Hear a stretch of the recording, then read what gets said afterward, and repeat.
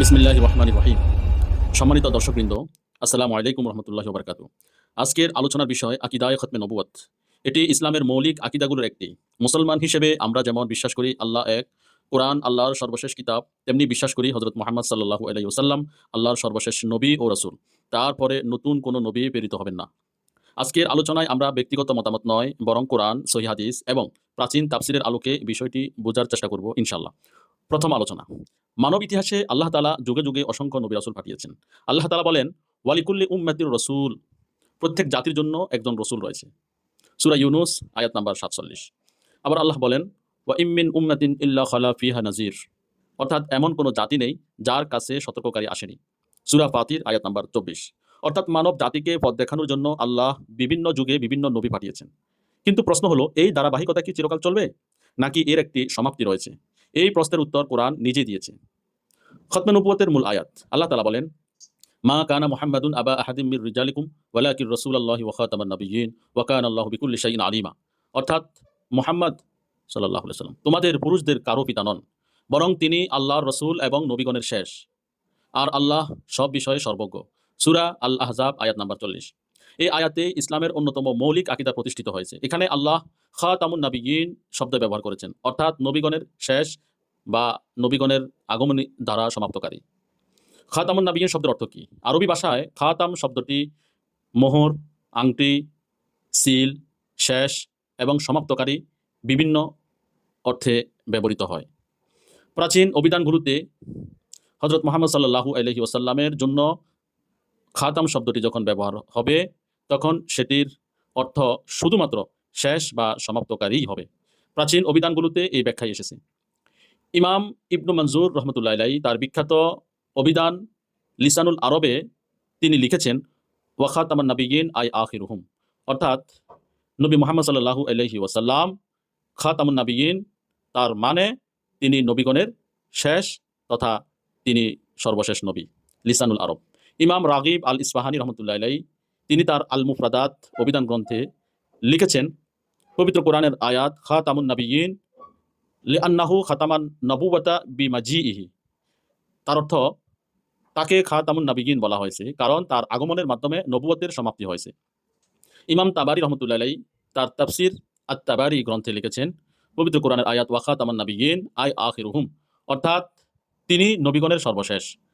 ইমাম ইবনে কাসির রহমতুল্লাহ আলাইহি তিনিও একই ব্যাখ্যা প্রদান করেছেন। অতএব ভাষাগত, তাফসিরগত এবং আকীদাগত তিন দিক থেকেই খাতামুন নাবিয়্যিন অর্থ সর্বশেষ নবী বা নবীগণের আগমনী দ্বারা সমাপ্তকারী। কেন এই আয়াতে তোমাদের কারো পিতা নন এভাবে বলা হয়েছে? অনেকেই প্রশ্ন করেন, এই অংশটির সঙ্গে শেষ নবী হওয়ার সম্পর্ক কি? তাফসীর কারকগণ বলেন, রাসূলুল্লাহ সাল্লাল্লাহু আলাইহি ওয়াসাল্লামের পুত্র সন্তানরা প্রাপ্তবয়স্ক হওয়ার আগে ইন্তেকাল করেছেন, যেন কেউ ভবিষ্যতে দাবি করতে না পারে তিনি পিতার নবুয়তের উত্তরাধিকারী। এরপরেই আল্লাহ তাআলা ঘোষণা করেছেন তিনি আল্লাহর রাসূল, ওয়ালাকির রাসূলুল্লাহ ওয়া খাতামান নাবিয়্যিন, আর তিনি নবীগণের শেষ বা নবীগণের আগমনী দ্বারা সমাপ্তকারী। পবিত্র কোরআনের আরেকটি গুরুত্বপূর্ণ দলিল, আল্লাহ তাআলা বলেন, ওয়ামা আরসালনাকা ইল্লা কাফাতাল লিন-নাসি বাশীরান ওয়া নাযীরা, অর্থাৎ আমি আপনাকে অর্থাৎ মুহাম্মদ সাল্লাল্লাহু আলাইহি ওয়াসাল্লামকে সমগ্র মানব জাতির জন্য সুসংবাদদাতা ও সতর্ককারী হিসেবে প্রেরণ করেছি। সূরা সাবা আয়াত নাম্বার ২৮। পূর্ববর্তী অধিকাংশ নবী নির্দিষ্ট জাতির জন্য এসেছিলেন, কিন্তু রাসূলুল্লাহ সাল্লাল্লাহু আলাইহি ওয়াসাল্লাম সমগ্র মানব জাতির জন্য প্রেরিত। যখন একজন নবী কিয়ামত পর্যন্ত সমগ্র বিশ্বের জন্য প্রেরিত, তখন নতুন নবীর প্রয়োজন কোথায়? সূরা আরাফ আল্লাহ তাআলা বলেন, কুল ইয়া আইয়ুহান নাস ইন্নী রাসূলুল্লাহি ইলাইকুম জামিআ, অর্থাৎ বলুন হে মুহাম্মদ সাল্লাল্লাহু আলাইহি ওয়াসাল্লাম, ও হে মানুষেরা, আমি তোমাদের সকলের প্রতি আল্লাহর রাসূল। সূরা আল আরাফ আয়াত নাম্বার ১৫৮। খেয়াল করুন, এখানে শুধু আরবদের কথা বলা হয়নি, এখানে শুধু অনারবদের কথা বলা হয়নি, নির্দিষ্ট কোনো ভাষাভাষী সম্প্রদায়ের কথা বলা হয়নি, এখানে শুধু কুরাইশদের কথাও বলা হয়নি, বরং বলা হয়েছে সমস্ত মানব জাতির কথা। সমস্ত মানব জাতির প্রতি তিনি একজন আল্লাহর পক্ষ থেকে রসুল হিসেবে প্রেরিত হয়েছেন। আল্লাহ তাআলা সমগ্র মানব জাতির উদ্দেশ্যে এই ঘোষণা দিয়েছেন। এই কারণেই ইসলামী আকীদা হলো রাসূলুল্লাহ সাল্লাল্লাহু আলাইহি ওয়াসাল্লামের দাওয়াত কিয়ামত পর্যন্ত অব্যাহত থাকবে, তারপরে আর কোনো নতুন নবীর জন্ম হবে না। মজার ব্যাপার হচ্ছে, গোলাম আহমদ কাদিয়ানী, যার জন্ম ভারতের পাঞ্জাবের গুরুদাসপুর জেলার কাদিয়ান নামক গ্রামে 1839 সালে, মৃত্যু 1908 সালে কলেরায়, তিনি তার প্রথম দিকের রচিত বিভিন্ন লিখায় তিনি নিজেও সূরা আহজাব আয়াত নাম্বার 40, ওয়ালাকির রাসূলুল্লাহ ওয়া খাতামান নাবিয়্যিন। এই আয়াতের অর্থ করেছেন, আর তিনি আল্লাহর একজন রাসূল এবং নবীগণের আগমনী দ্বারা সমাপ্তকারী, অর্থাৎ হযরত মুহাম্মদ সাল্লাল্লাহু আলাইহি ওয়াসাল্লামকে পবিত্র এই কোরআনের এই আয়াতে শেষ নবী আখ্যা দেওয়ার বিষয়টিকে গোলাম আহমদ কাদিয়ানী নিজেও স্বীকার করে লিখে গিয়েছেন। কিন্তু দুর্ভাগ্য যে সে পরবর্তীতে তার আগের সমস্ত কথাবার্তা এবং ইসলামের যে আকীদা বিশ্বাস সবগুলোকে কুঠারাঘাত করে কোরআন এবং সুন্নাহর অপব্যাখ্যা করে নিজেকে নবী এবং রসুল হওয়ার দাবি করেছে, এবং সে তার এই দাবিকে মানুষের সামনে বৈধ হিসেবে প্রমাণ করার জন্য যত প্রকারের প্রতারণা, ধোঁকাবাজি এবং অপব্যাখ্যা রয়েছে সে সব কিছু করে গিয়েছে।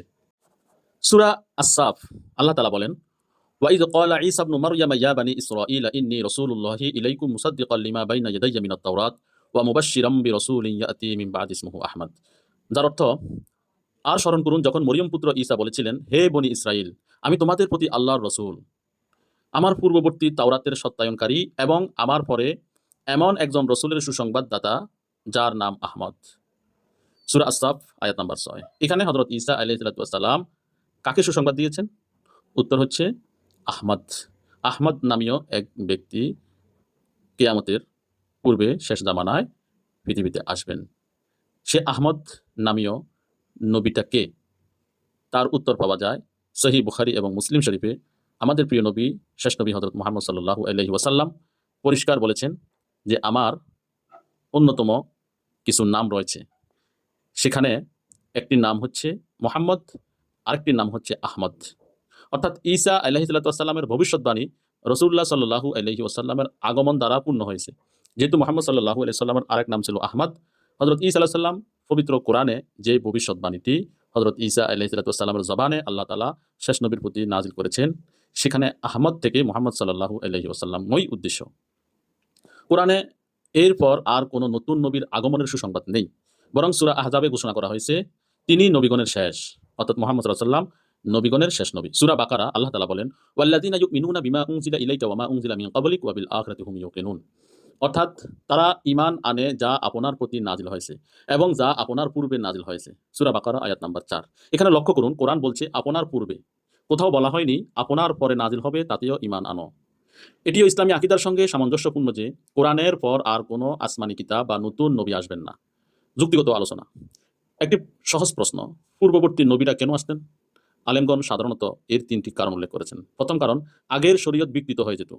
তৃতীয়ত, তারা নির্দিষ্ট জাতির জন্য প্রেরিত ছিলেন। তৃতীয়ত, নতুন বিধান বা শরীয়তের প্রয়োজন হতো। কিন্তু রাসূলুল্লাহ সাল্লাল্লাহু আলাইহি ওয়াসাল্লাম সম্পর্কে কোরআন ঘোষণা করেছে তিনি সমগ্র মানব জাতির জন্য প্রেরিত। কোরআন সংরক্ষিত। আল্লাহ নিজেই বলছেন, ইন্না নাহনু নাযালনা যিকরা ওয়া ইন্না লাহু লাহাফিজুন। অর্থাৎ নিশ্চয়ই আমরাই এই উপদেশ তথা কোরআন নাজিল করেছি এবং আমরাই এর সংরক্ষক।